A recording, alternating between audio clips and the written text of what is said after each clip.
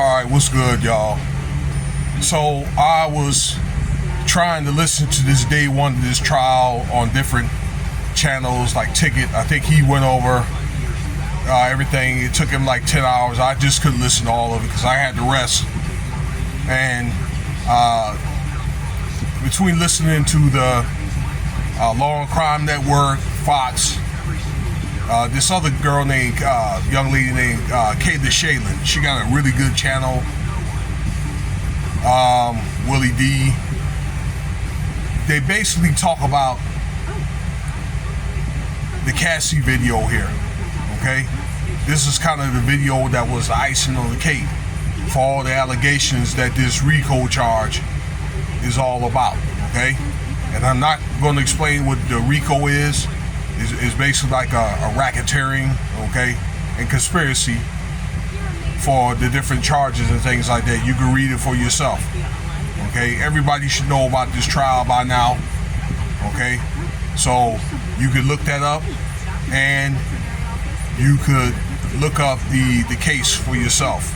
I'm not going to explain that, but they basically had witnesses there, and I believe it was a security guard that talked about what happened that night, okay, where Cassie was, how can I say, was beaten that day during that assault.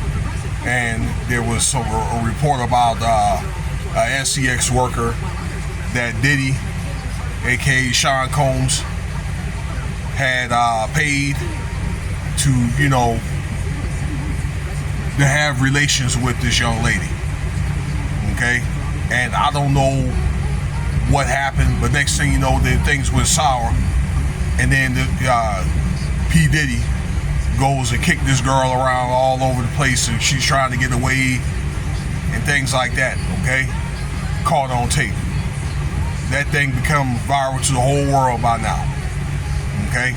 And I know it was a thing where Diddy claimed that she was also violent as well, okay? And they both did some freaky deaky type stuff. All right, there was a report that the ex-worker that, you know, did what was it, a Pied Piper on her, okay, like urinated her mouth or something like that, to that effect, okay? I don't know what caused like Diddy to allow somebody to, you know, do over his best woman and then turn around and beat on her. All I can just think of is probably jealousy. It may be acts that she doesn't want to do and things like that that probably pisses him off. Naturally, you know, that he's a spoiled mama's boy and he's puts his hands on women, okay? Apparently that happens, and you're gonna hear about that with the other young lady, Kim Porter, in a future trial there, okay? Because what they want to do is create a pattern.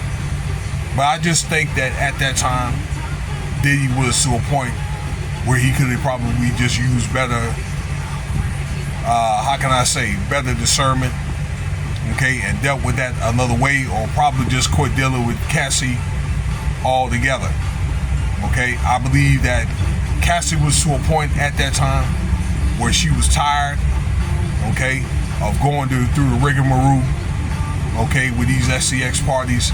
I believe that she wanted to have a career.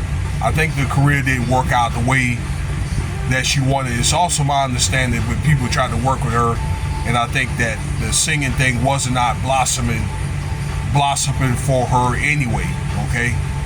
That, you know, she didn't quite have that talent, or the talent that, you know, that is sustainable probably for a long-term singer. Okay, that's one thing. But dealing with Diddy, okay, and they've dealt with each other 10 years, and that was more closer to the end of the relationship than the beginning. I believe that she got tired of, you know, of being that, you know, living that type of lifestyle, where they were basically like swinging, that kind of thing. I think that she was giving him chances to to be a wife and a mother. And, Diddy wanted to keep doing the same old thing over and over again, the same stuff at the time that he did like 20 years ago. Being that his age, and probably she's just to a point to where she's experienced a lot of tumultuous trauma and felt like something that needed to be done. Okay? That she needed her type of restitution.